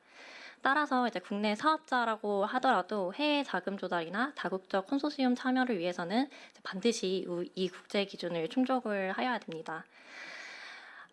저희는 이제 앞서서 저희 그 지현영 연구원님께서 잘 말씀을 해주셨는데, 저희는 이제 환경 사회적 영향 평가를 국내 환경 영향 평가에서 별개로 지금 수행을 하고 있습니다. 그래서 저희는 이제 그 환경 사회적 영향 평가는 투명성을 아주 중요시하기 때문에 그 저희가 스코핑 리포트라고 하는 것을 저희 웹사이트에 다 이제 기재를 해놓고, 이제 에퀴노르의 본사의 이제 지침이 다 모든 것을 이제 투명하게 공개하는 것이기 때문에 저희가 다 웹사이트에 가보시면 저희 스코핑 리포트가 보여지게 됩니다. 이제 스코핑 리포트라고 사실 하는 것은 저희가 어떤 영향이 있을 건지에 대해서 예측을 지금 바로 하는 것이 아니라 어떤 항목들을 우리가 평가를 하겠다라고 이제 올려놓은 것입니다. 그렇기 때문에 이제 그 보고서가 다가 아니라 사실은 아까 두껍다고 말씀하셨는데 더 두꺼운 보고서가 이제 기다리고 있습니다. 네, 그래서 그거는 이제 차차 저희가 이제 그 사업이 성숙함에 따라서 저희가 차차 그 홈페이지에 게시를 할 예정입니다. 저희가 그 에퀴노르는 국제금융공사 기준을 이제 내부 규정으로 지금 따르고 있습니다. 그래서 그에 따라서 평가 과정과 결과를 투명하게 공개하고 저희는 다양한 의견을 수렴하고자 합니다. 그래서 구체적인 영향평가의 저감 보완 방안은 현재 최종 보고서 작성 중에 있으며, 각 이제 퍼포먼스 스탠다드별 금융공사가 요구하는 바대로 보고서가 순차적으로 저희는 공개할 예정입니다. 또 아까 그 지현영 변호사님께서 발제 때 그 연향에 대한 완화 노력들 어떻게 될지에 대해서 좀 궁금해하셨는데, 저희는 이제 EU 프로젝트 기자재 업체랑 구매 절차가 좀 프로젝트가 어느 정도 성숙이 되면은 ESMMP라고 하는 그 각 영향들에 대해서 완화 계획을 수립하고, 또 어떻게 저희가 나중에 모니터링 계획을 가지고 그 금융조달 과정에서 또 은행에서는 제3자 인증기관을 통해서 저희 영향 방안, 그리고 완화 방안, 그리고 모니터링 계획까지 디테일하게 실사를 하고, 이 요건을 충족하지 못하면 저희는 그 금융조달을 받지 못하게 돼서 사실상 사업을 못하게 됩니다. 그래서 저희는 이 요건들을 충족하기 위해서 노력을 하고 있다는 점 말씀을 드리겠습니다. 해상풍력은 수백 메가와트 규모의 대규모 발전단지가 바다 위에 이제 들어서는 사업입니다. 그만큼 환경적, 사회적, 경제적 영향을 종합적으로 세밀하게 평가를 해야 됩니다. 이제 국내에서는 환경 영향 평가뿐만 아니라 이제 해상교통 안전 진단이라든지 문화재 지표 조사, 그리고 어업 피해 영향 조사, 이렇게 개별법에 따라서 각각의 이제 진행이 되어 왔습니다. 그렇다 보니 이제 각각의 영향 평가가 중첩되는 부분들도 있고, 그런 부분들이 좀 많은데, 이제 관할 부처가 분야가 좀 다르기도 하고 그래서 환경부에서 물으셨던 질문들을 뭐 해수부에서도 물어보시기도 하시고 국방부에서도 물어보시기도 하시고 이제 이런 이제 애러 사항들이 있습니다. 그래서 이제 만약에 특별법이 좀 제정이 되고 나면은 그 시행령과 시행 규칙이 마련되면은 앞으로 산업부, 해수부 이제 주도로 원스톱의 심의 체계가 좀 마련돼서 저희도 이제 행정 절차가 간소화되고 좀 앞으로 현장에서 일하는데 좀 효율성이 좀 크게 높아지지 않을까 좀 기대하는 바입니다. 앞서서 저희 반딧불이 프로젝트 좀 그 국제 환경 사회적 영향 평가를 위해서 그럼 추가적으로 무엇을 했느냐라고 좀 소개를 드리면 이제 국내 환경 영향 평가 같은 경우는 보통 1년간 계절별로 해양 포유류 조류 조사를 이렇게 수행을 하게 되어 있습니다. 근데 저희 같은 경우는 해양 포유류 조류가 사실은 제일 이슈가 되는 부분이기 때문에 저희는 약 2년간 12개월 월별로 조사를 했습니다. 이제 그만큼 상당한 비용과 시간과 이런 것들이 이제 투입이 되게 되죠. 그래서 저희는 이제 그 기초 데이터를 일단 충분히 확보했다라는 것에 대해서 좀 자부심을 가지고 또한 이제 국내 제도에는 이제 포함되지 않는 사회 이제 영향 평가 항목까지 저희는 추후에 보고서로 발간할 예정입니다. 이제 그 중에서 이제 가장 이슈가 되는 것이 아마 말씀 주셨지만 인권입니다. 그래서 인권에 대한 부분은 이제 에키노르 이제 표준계약서에 노동권 보호라든지 인권의 국제 기준을 좀 반영을 하게 되어 있습니다. 그래서 기자재 공급 시공업체들의 IFC의 노동 및 근로 환경 기준을 의무적으로 준수를 하게끔 되어 있고. 해당 기준은 노동자의 이제 권리 보호, 안전 보건, 적정 근로 시간, 임금 투명성 확보 등을 이제 포함하게 되어 있습니다. 그래서 이는 이제 모든 에키노르 사업은 이제 이런 표준 계약서가 이제 적용이 되게 되어 있기 때문에 저희 반딧불이 프로젝트도 이를 적용을 하게 되어 있고 사실은 저희가 이게 표준 계약서라는 게 만들어진 지가 사실 얼마 되진 않았습니다. 2021년도부터 저희가 이 IFC를 좀 반영을 하기 위해 갖가지 노력을 하고 있고 이제 다른 이제 해외 뭐 미국의 엠파이어윈드라든지 발틱 프로젝트 또한 이 표준 계약서를 반영하도록 저희 그 본사에서는 규정을 하고 있습니다. 그 해외 사례를 보면은 이제 영국의 해양관리청 주도로 이제 통합 인허가 제도가 이제 운영되면서 누적 영향 평가를 국가 차원에서 관리를 하게 됩니다. 이제 대만도 이제 초기부터 EP4 IFC 기준을 반영을 해서 글로벌 투자자의 이제 신뢰를 얻게 되었고. 미국은 보엠이라는 이제 전담 기관을 중심으로 투명한 이해관계자의 협의 절차를 운영하면서 지역 사회의 갈등을 좀 최소화하고 있습니다. 그래서 한국도 단순히 이제 국내법의 준수에 그치지 않고 사실 이게 국내법 이제 나중에 특별법이 이런 IFC 기준을 연계되어서 순차적으로 반영을 한다면 좀 내재화가 되면서 우리나라 사업들도 국제적인 경쟁력을 같이 갖게 되지 않을까 싶습니다. 그리고 아까 안순영 박사님께서 이제 그 이해관계자 기준에 대해서 말씀을 주셨는데 이제 너무나도 저희는 이제 공감하는 이제 바입니다. 이제 주민들에게 투명하게 저희도 이제 공개를 하고 싶고 그런 이제 민간 협의체라든지 이런 것들도 사실은 잘 저희도 운영을 하고 싶습니다. 근데 항상 뭐 다른 이제 뭐 포럼에서도 논의가 되어 왔지만 그 이해관계자의 규정을 그러면 이제 어떻게 할 것이냐. 사업자 입장에서는 누구에게 가서 이 것들을 공개를 하고 누구에게 보상을 할 것이냐가 사실 이슈인데 사업자 입장에서는 사실 이 데이터를 갖고 싶고 알고 싶어도 사실은 이게 어업을 하시는 분들의 개인정보이기 때문에 개인정보 측면도 있어서 사실 이 데이터를 확보하기가 쉽지가 않고 이 부분들은 어느 정도 국가에서 노력을 해주셨으면 하는 바람이 있습니다. 그리고 저희가 또 이제 뭐 이 현장에서 이 환경 사회적 영향 평가를 이제 수행을 하면서 가장 어려웠던 부분 중에 하나가 이제 누적 영향 평가를 저희도 이제 수행을 해야 되는데 이제 데이터 수집이 굉장히 어려웠습니다. 왜냐하면은 이제 울산 지역에는 저희뿐만 아니라 5개 개발사들이 이제 모여 있는데 그 현행 제도상 각자 이제 환경 영향 평가를 이제 수행을 하게 되고 또 사회적 영향 평가도 수행을 해야 되는데 이 데이터 공유가 잘 안 됩니다. 아까 말씀드렸다시피 환경 영향 평가는 지금 비공개이기도 하고 구체적인 데이터 사실 공유는 그 재산권, 지식 재산권이기 때문에 그거를 사실 사업자들이 자발적으로 나서서 이런 공유하는 게 상당히 힘이 듭니다. 저희도 그래서 뭐 5개 울산 부유시 해상풍력 이제 모임이 있는데 거기서 저희 5개 개발사들이 자발적으로 나서서 데이터를 모아서 각자 누적 영향 평가를 이제 수행했던 그런 어려운 점들이 있었습니다. 그래서 이런 것들도 나중에 그 특별법에 어떻게 누적 영향 평가를 우리가 어떻게 고려할지에 대한 고민도 저는 반드시 필요하다고 봅니다. 한 개의 발전단지의 영향 평가는 물론 당연히 개발사가 할 수는 있지만 그거에 대한 이제 누적이 되는 부분들은 사실상 저희 개발 사업자가 그걸 단독으로 수행하기에는 어려운 점들이 있어서 국가에서 좀 어느 정도 그런 그 협의체라든지 이런 것들을 구성을 좀 해주셔서 저희가 자유롭게 그 누적 영향 평가를 나중에 할 수 있는 좀 제도적인 그 뒷받침이 되었으면 좋겠다라고 생각을 하게 되었습니다. 그래서 사업자는 국제 기준을 기획 초기부터 좀 반영을 해야 됩니다. 그래서 당연히 사업자는 그 영향이 적은 지역을 당연히 적은 지역부터 저희가 계획을 수립을 해야 되고 또 건설부터 해체 전 주기에 걸쳐서 모니터링 체계를 갖추고 그 사업자 간 이제 공동조사와 데이터 공유를 통해 중복 비용을 절감하면서 신뢰성을 높이는 노력들이 좀 필요하다고 봅니다. 그래서 정리하자면 저희가 이제 국제 기준을 조기에 적용하는 것은 이제 단기적으로 이제 절차와 이제 비용을 이제 늘릴 수는 있겠지만 이제 장기적으로는 금융 조달과 안정성, 주민 수용성 그리고 프로젝트의 지속 가능성까지 확보할 수 있는 투자이기 때문에 모든 개발사들이 이를 준수해야 된다고 저희는 생각을 하고 있습니다. 그리고 무엇보다 국제 표준을 충족하는 프로젝트는 이제 반드시 이제 글로벌 시장에서 경쟁력을 갖추게 될 것이고 그리고 아까 신재은 소장님께서 말씀 주신 대로 저희 사업도 좀 좋은 선례를 그 한국에서 좀 만들어 나갈 수 있도록 현장에서 열심히 노력하겠습니다. 감사합니다.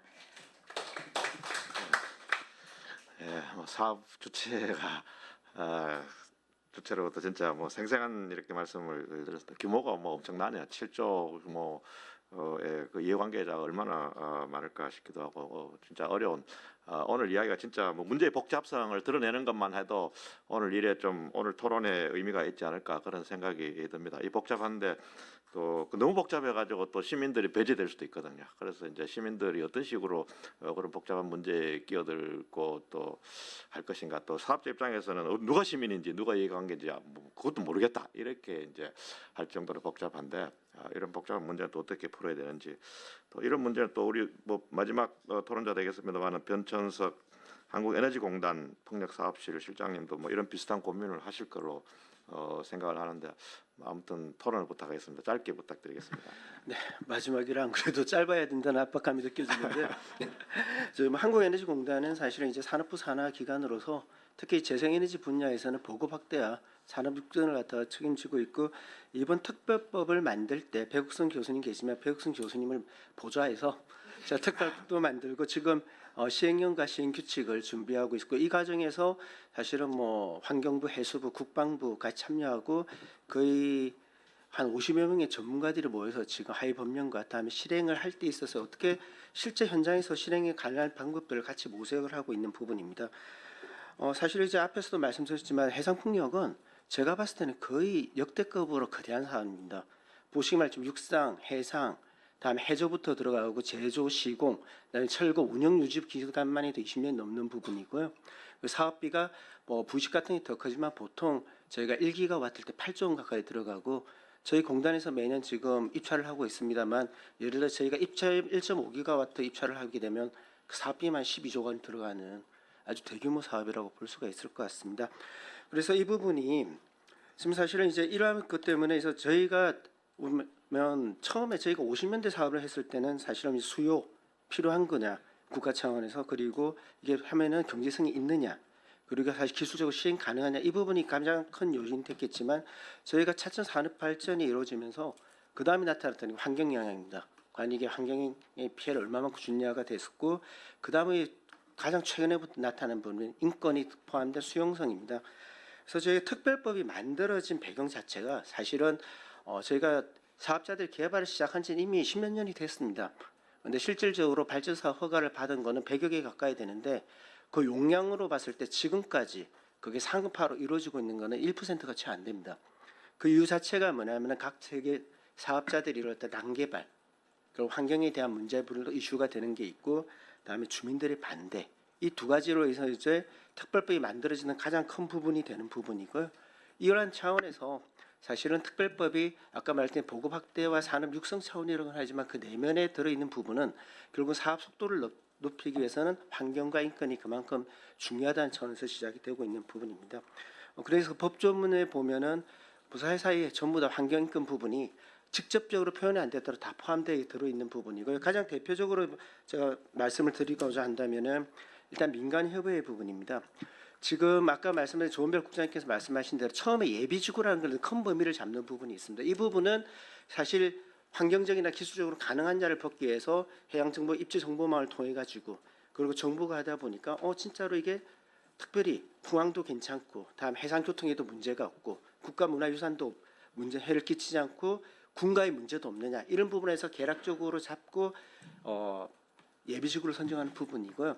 그 다음에 이제 이어진 분이 민간협의회 부분입니다. 민간협의회가 보면은 생각보다 민간협의회 굉장히 크게 잡혀 있습니다. 이거는 저희가 지금 국가 사업을 하면서 이제 어민분들 의견을 받아보면 가장 큰 문제가 주민들은 정부의 사업을 믿지 않습니다. 공청회라든지 들어오면은 가장 큰 게 님이 너희들 이렇게 다 짜놓고 우리를 갖다가 그냥 야 너희는 쉽게 말하면은 야 우리가 무슨 설득을 하고 다음에 넘어야 될 허들로 보는 약간 어떻게 보면은 너무 극복해야 되는 대상으로 본다는 데 대한 불신감이 있는 부분이고 그런 불신감이 사업에서 배제됐다는 느낌에서 보상에 대한 욕구로 좀 이어진다는 그런 느낌이 좀 있습니다. 그래서 이 특별법화에서는 사실 예비지구가 이제 큰 그림으로 들어있고 그 안에서 실제로 발전지구로 선정한 발전지구를 진행하는 과정이 들어가는데 이 부분은 철저하게 민간협의회하고 같이 협의를 해서 이루어지게 되어 있습니다. 그래서 민간협의회에서 어민들, 주민들하고 들어있고 아까 말씀하셨듯이 또 어민 주민분들께서 실질적으로 기술적인 부분에 모를 수가 있기 때문에 민간공익위원회에서 이런 기술적으로 뒷받침할 수 있는 위원들로도 구성될 부분이고요. 이 중에서는 정말 치열합니다. 발전지구, 어민들이나 주민들이 반대하면 발전지구 선정 안 됩니다.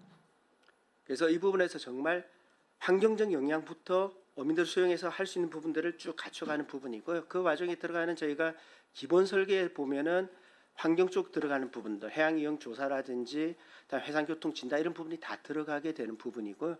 이런 부분부터까지도 또 전부 내용들이 민간협의회에 공유가 되면서 의견을 받아가지고 이번 민간협의회가 문제없이 넘어가야지 저희가 국무총리가 위원장이 되는 위원회로 넘어갈 수 있는 그런 구조가 되어 있기 때문에 어떻게 보면 지금까지 특별법 자체가 민간에서 하던 사업이 국가에서 얼마만큼 환경과 인권을 조화롭게 만들어서 갈 수 있는 토대를 만들었다라고 저희가 볼 수 있는 부분이라고 생각을 합니다. 그리고 이제 환경 부분으로 좀 넘어가다 보면은요. 사실 특별법상에서 저희가 이번에 하다 보니까 거의 28개 법령에 따라 가지고 인허가가 들어있는데 그 중에서 저희가 세밀하게 살펴보면 맥스 보니까 그냥 50개가 넘어가는 인허가가 걸려 있는 부분이 있습니다. 근데 그 중에서도 가장 사실은 사업자들이라든지 이슈가 되고 있는 부분이 뭐 환경영향평가라든지 공유수면 점상류와 같은 결국은 뭐냐면 환경과 주민들의 생계에 달려있는 인권 부분이 같이 가장 들어가 있는 부분이고요. 이게 절대 주민들이 동의가 없이는 사업이 진행되기가 힘든 게 처음에 풍항이 제대로 풍력 발전 적합한지를 볼 수 있는 풍항 개척기, 그다음에 환경영향평가, 해양이용평가, 그리고 공유수면 점상 허가 전반에 있어서 행정관청들은 지금 주민들의 의견과 환경 영향을 심도 있게 보기를 요구를 하고 있습니다. 다만 이제 여기서 그러다 보니까 정부에서 특별법을 만들었다고 해서 뭐 패스트 트랙으로 한다는 부분이 환경이나 인권 부분을 뭐 국가 주도니까 좀 빨리 대충 넘어가자 이런 부분은 아닙니다. 다만 지금까지는 개별 부처들이 각각 하고 있는 부분이 있다 보니까 이러한 부분을 정부가 한 번에 모든 인허가를 의제를 한 번에 모아서 일가의제 방식으로 들어가다 보니까 결국은 그 절차의 간소화와 그다음에 인허가 절차 시간이 단축되면서 조금 더 빠른 시간 내에 산업이 진행될 수 있도록 하는 기반을 이루어준다는 관점에서 봐주시면 좋을 것 같습니다. 그래서 이제 사실은 제 개인적으로 본 관점에서 보면 해상특별법이라는 게 제정되고 이제 하위법령까지 되면은 이 부분이 뭐 보급 촉진뿐만 아니고 인권과 환경을 갖다 같이 아우러서 조화롭게 개발할 수 있는 제도적 기반은 갖춰질 수 있다고 봅니다. 그러나 실제 이게 현장에서 제대로 되기 위해서는 결국은 이해관계자인 정부와 지자체, 사업자, 어민, 그리고 지역 주민, 그리고 환경단체들까지 모든 이해관계자들이 다 같이 의지를 가지고 소통과 협력이 이루어져야 될 부분이라고 생각이 듭니다. 그래서 오늘 토론회에서도 사실 저는 굉장히 중요한 부분의 인권과 환경 부분에 대해서 저희가 생각해도 사실은 거의 이런 부분까지 된 토론은 저도 처음 듣는 부분이 되고요. 이 자리에서 나온 의견들, 그럼 다음부터도 계속 주시는 의견들 해가지고 세상 풍력이 실질적으로 경제와 그다음에 저희 사회적 전반에 있어서 기여할 수 있는 그런 기간 산업이 될 수 있도록 최대한 노력하겠다는 말씀드리면서요. 제 말씀 마치도록 하겠습니다. 예, 감사합니다. 네. 오늘 토론이 가까운 거리로는 이제 제도하고도 관련이 있고 이제 시행령하고도 관련이 있는데 또 정부가 어떤 생각을 하고 있는지 또 상당히 또 신뢰를 또 국민에게 주는 또 그런 말씀을 해주신 것 같습니다. 또 지금 개방적으로 이렇게 말씀하셨기 때문에 오늘 토론한 내용들이 또 국가에 또 반영이 될 것으로 믿습니다. 자료집도 있고 또 우리 소장님 옆에 앉으셔가지고 중요한 메모를 계속 하고 계세요. 그러니까 이제 오늘 토론이 없어지지 않을 것으로 생각이 듭니다. 지금 20분 남았는데요. 지금 남은 시간은 지금 발표하신 분 한 2분 3분에 이제 전부 다 하지 마시고 한두 개만 이렇게 이제 대답을 하시거나 질문을 하시고 그다음에 한 5분 잡아먹고 그다음에 플로어의 대답을 충분히 듣고 또 우리 그 토론자 쓸 수 있다라고 하는 건데 제가 알기로 그 에키노르에서 하시는 반딧불이 부유식 풍력 프로젝트가 예전에 그 한국에서 해상에다가 쓰레기 부유식 풍력 보호 지역을 30% 만든다, 훼손지는 30% 보관한다. 네, 이를테면 그런 곳들이 훼손지거든요. 네, 그런 곳들이 영향이 적은 곳을 잘 찾아가신 거죠, 그렇죠? 근데 또 부유식이니까 고정식보다는 영향이 덜하겠죠. 또 대정리 해상풍력처럼 사실은 이제 생태 단체들이 많이 고민하는 게 해상풍력이 아니라 해안 풍력 같다. 사실 너무 가까워서 근데 이제 영양물질들이 육상에서 내려가기 때문에 뭐 어민들도 사실은 이제 뭐 물고기들도 대부분은 가까이에 있는 걸 선호하고 물고기들이 가까이 있으면 조류 이동도 그쪽을 따라서 가는 걸 좋아하거든요.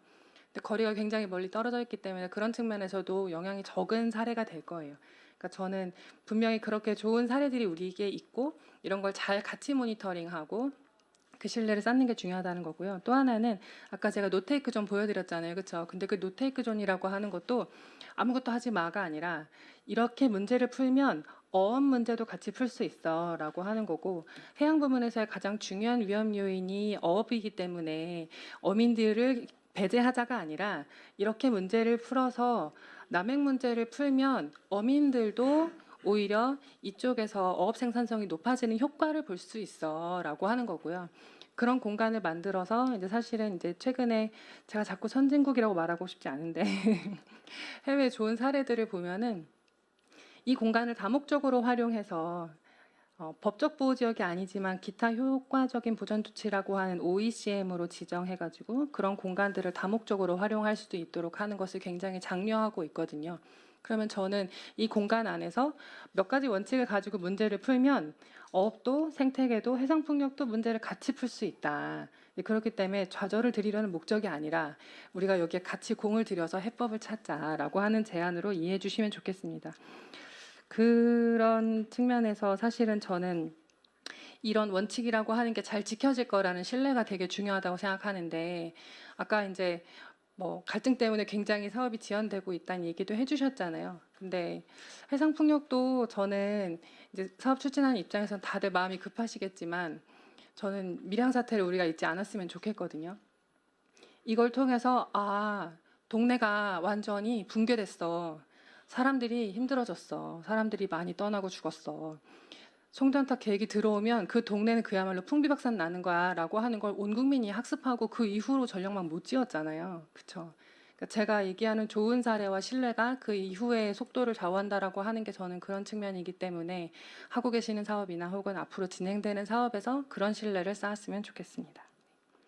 예, 아주 중요한 말씀을 다 뭐 사회자 할 걸 다 해주셔서 진짜 우리가 이 머리를 맞대고 창의적인 해법을 만들어야 될 것 같아요. 창의적 그것이 속도도 해결하고 갈등도 해결하고 또 문제를 심화시키는 것이 아니라 훨씬 더 새로운 단계로 도약하고 또 그 단계에 신뢰도 필요하고 그런 거 아닌가 싶습니다. 지금부터 그 플로어 질문이나 토론을 받겠습니다. 예, 여기 우리 여기부터 먼저 손을 드셨으니까 길지 않게 질문 위주로 아니면은 질문이 특히 있으면은 특정을 하시면 좋습니다. 예, 예. 말씀 소개도 잠깐 해주시고. 예. 근데 저기 오늘 시위 적절하기도 하고 크고 작은 얘기가 다 좀 중요하고 적절했던 것 같아요. 발표 두 분이 저도 공부가 많이 됐는데, 근데 두 분 다 공이 결국은 조사, 기준 설정, 협약 협의 뭐 이런 솔루션이 그렇게 가는 게 기본 의견은 맞죠. 근데 저는 어떤 느낌이 들었냐 하면 이게 그물코를 자꾸 더 정교하게 만들거나 그물을 여러 개를 겹치거나 좋은 그물을 쓰거나 이렇게 해결을 하는 것 같은데.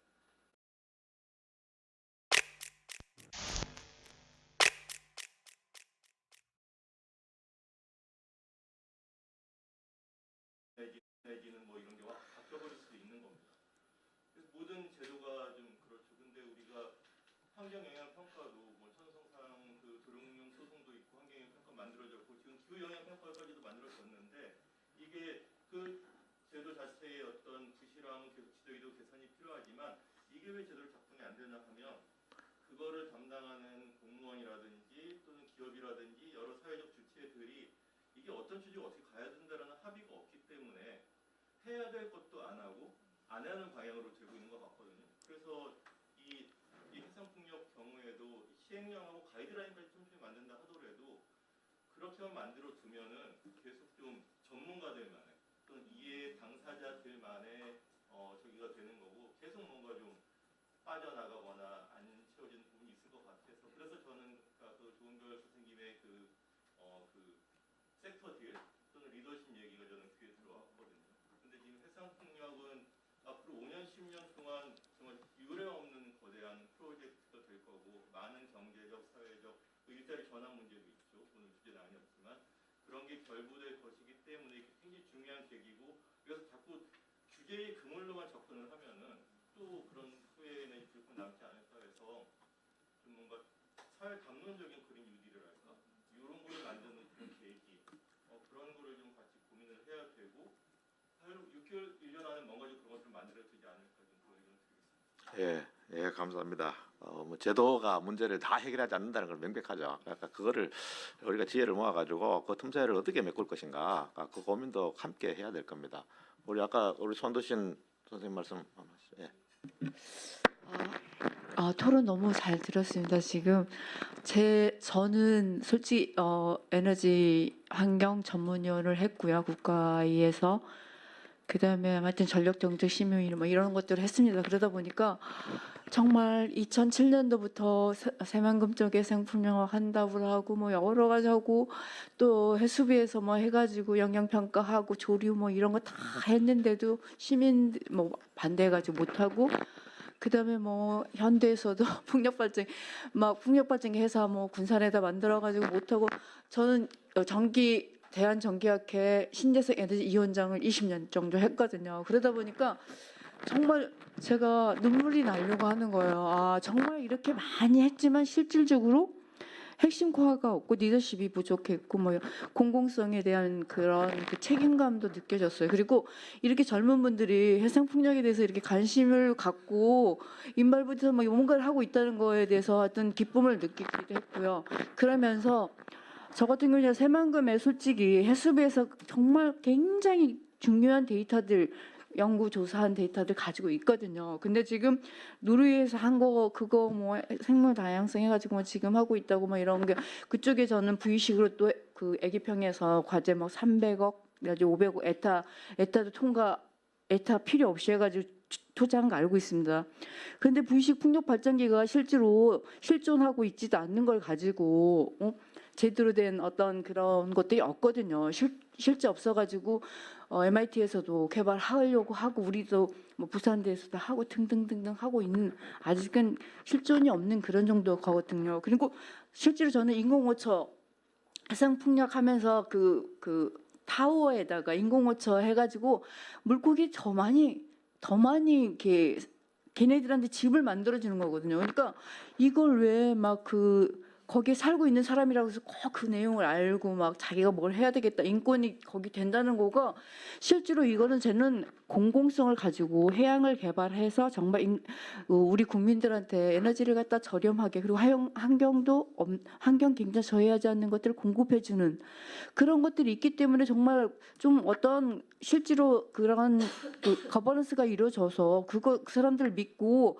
좀 따라가도 되는 건데 여기저기 다 너무나 인권 뭐 이렇게 하다 보니까 정말 2011년도는 거기 뭐 그 무주에다도 실제로 막 그 뭐 한 1기가 정도 하는 것들 했는데 현대 너무 불쌍하잖아. 1.2기가짜리 1.5메가짜리 타워 만들어 가지고 실제로 주민들이 막 반대가지고 다 포기하고 사람들 잘리고 그 사업이 포기됐거든요. 그런 일들을 한 20년 동안 겪고 저도 그런 거 하다 보니까 이제 모르겠다 어떻게 되는지. 그래서 특별법을 만든 건 너무 잘하고 그런 것 같아요. 그래서 실질적으로 저는 한전 KDN의 사회 이사이기도 하거든요. 한전 KDN이란 뭐냐면 한전에서 만들어진 에너지 ICT 기업이에요. 그러니까 저는 국가를 그냥 공공 기업을 대변하려고 한 게 아니라 제가 아까 말씀드렸잖아요. 에너지 환경 전문위원이라고 그랬잖아요. 그러니까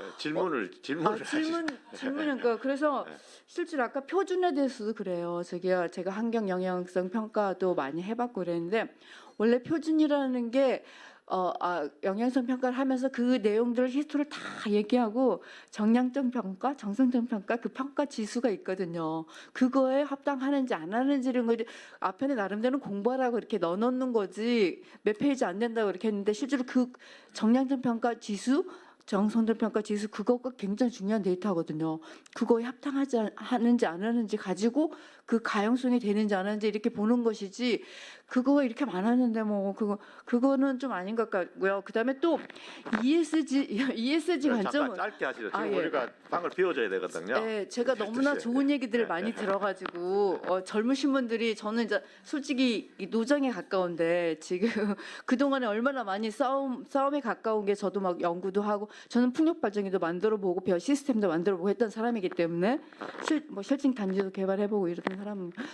그러다 보니까 ESG 지금 굉장히 그 거버넌스 사회적인 것만 하는 게 아니라 거버넌스를 하기 위해서 공공기관에서도 우리 공공기업 들어가보세요. ESG 관점으로 굉장히 많은 것들을 하고 있거든요. 그러니까 그리고 나는 아까도 저 교수님 말씀하시는 게 너무 감동적이에요. 그러니까 옛날에는 막 인권 이런 거 하시는 분들은 막 전부 다 반대하는데 우리는 그런 게 아니라 빨리빨리 해야 하기 때문에 이런 걸 적극적으로 도와주고 한다. 그거 정말 공감해요. 근데 옛날에는 그거가 없어가지고 무조건 우리 해상풍력 새만금에 하자. 우리 산업부 주관을 했거든요. 산업부 해상풍력 어떤 부까지 만들어가지고 했었어요. 근데 그렇게 해놨는데 실제로 시스템도 없어. 뭣도 없어.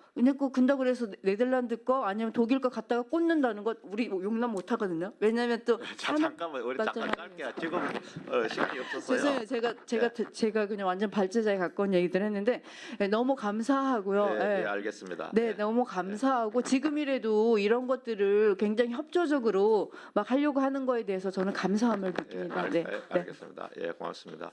혹시 한 번만 더 하겠습니다. 예.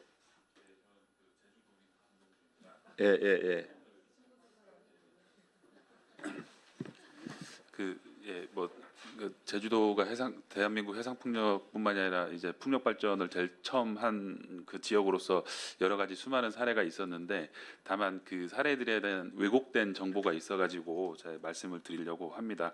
오늘 발제자가 아니라 토론자 중에 안승혁 박사님 그 토론문에 나와 있는 내용이 있는데 아까 말씀은 안 해주셨는데 이제 57쪽에 이렇게 적혀 있거든요. 제주도 등 일부 지자체에서 발전 사업자에게 과도한 기금 형성 참여를 요구하는 것은 잘못됐다라고 써 주셨는데 그 제주도는 사업자에게 과도한 기금 형성 참여를 요구한 적이 없고 그 현재 제주도의 풍력자원 공유화 기금은 사업자의 자발전 기부금을 관리하기 위한 목적의 그 기금으로 이제 활용하고 있는 것이어서 단 한 번도 이제 과도한 거를 요구한 적이 없습니다. 뭐 예를 들어서 그 국내 최초의 해상풍력인 탐라해상풍력이 총 사업비가 1,400억 인데 이제 20년 동안 제주도에 내겠다는 돈이 30억이에요. 그러면 총 사업비 중에 30억, 1,400억 중에 30억이 과도하다고 할 수는 없는 거잖아요. 그래서 이런 거는 좀 바로 잡아야 이 잘못된 정보들이 자꾸 이제 계속 확대 재생산이 되지 않을 것 같아서 말씀드리면서 또 추가로 그 사업자가 당연히 환경 영향 저감을 해야 되는 건 반드시 해야 될 의무인데 지역에서 하고 있는 그러니까 지역의 자원을 개발하고 있는 지역 사업자가 지역의 지속 가능한 발전을 위해 지방 정부 그리고 지역 사회와 협조도 할 수 있는데 굳이 그거를 뭐 할 필요가 없다고 하는 거는 최근에 뭐 CSR처럼 이제 기업이 뭐 다양한 형태로 이제 할 수 있는 부분에 대해서도 좀 폭넓게 생각해 주셨으면 좋겠다는 입장입니다. 이상입니다. 예, 감사합니다. 시간이 많지 않아서 다른 플로어에도 또 말씀을 드리면 좋은데 지금 대충 마무리를 하겠습니다. 아까 약속한 게 있으니까 마무리 발언을 한 1분 정도씩만 이렇게 해주시죠. 네. 저는 이제 인권 환경 실사를 재생에너지 개별 사업에 좀 도입을 해보면 좋겠다라는 제안을 이제 오늘 드렸는데요.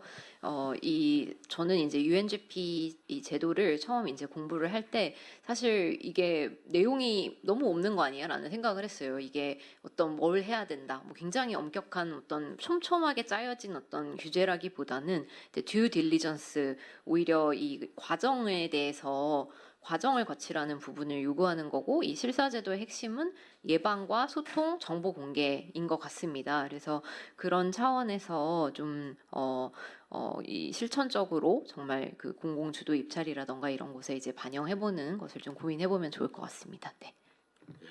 우리 또 신재현 소장님도 한번. 당연히 규제만으로 될 거라고 생각하지 않고 그럼에도 불구하고 저는 한국에서 환경영향평가 제도에 대해서 엄청나게 허점이 많지만 환경영향평가 제도가 있었기 때문에 지켜온 것들도 굉장히 많다고 생각하는 편이거든요. 저는 뭐 사내문화로 보자면 노동법과 내규가 있는 것과 그것을 그 조직 안에서 좋은 문화로 만들어가는 건 되게 다르다고 생각하는 편이에요. 제가 이렇게 재생에너지와 생물다양성 분야에서의 공존해법을 찾는 것에 대해서 최근 몇 년 사이에 관심 갖고 실제로 저희가 막 돈도 들여서 분석도 하고 하는 이유는 뭐냐면 예전에는 저희가 요구해서 반대해서 잘 안 되면 그냥 그것으로도 저는 충분하다고 생각했었던 것 같거든요.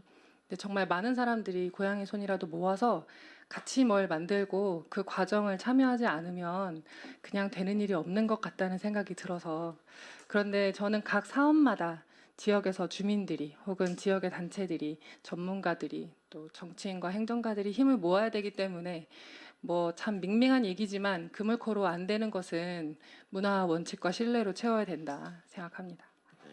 예. 뭐 제가 정리할 것도 없이 다 이제 마무리 말씀 잘 해주셨습니다. 뭐 저도 한 마디만 보태면은 오늘 얘기 중에서 좀 다른 말씀도 다 이제 있는데 우리가 진짜 힘을 모아가지고 지금 말씀하셨다시피 좀 제도 탓하지 말고 제도는 최대한 이용하고 제도를 잘 만들지만은 그 플러스에서 진짜 한국의 모범 사례 한번 만들었으면 좋겠어요. 진짜 좋은 모범 사례 한번 만들어가지고 글로벌에 가서 발표도 하고 뒤에 쫓아가는 사람들이 그걸 쫓아서 할 수 있도록 그걸 진짜 지혜를 모아서 한번 성과를 한번 냈으면 좋겠습니다. 그 과정에 우리 두 분 발표하신 분 진짜 투신하신 것에 대해서 감사 인사드리고 앞으로도 기죽지 마시고 열심히 사시기 바랍니다. 예, 여러분 다 고맙습니다. 마치겠습니다.